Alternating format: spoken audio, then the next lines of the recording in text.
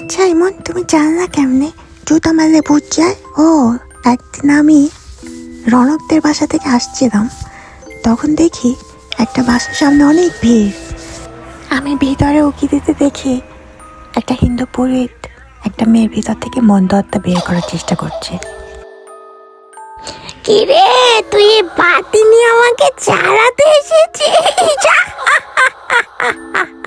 দেখ তোর বাতির কি করি। আমি পরের দিন আবারও দেখি ওই বাসার সামনে অনেক ভিড়। তুই যাবি না বলছিস? না, আমি যাবো না, আমি এখানেই থাকবো। তুই আমাকে বিয়ে করতে পারবি না।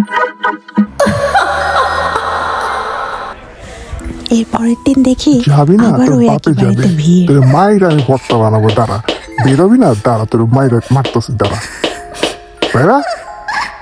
আচ্ছা আমি চললাম ওর ঘাট থেকে, ওটাকে বলে দিলাম আমি আর আসবো না। আর কতদিন আসিস তোরা বল?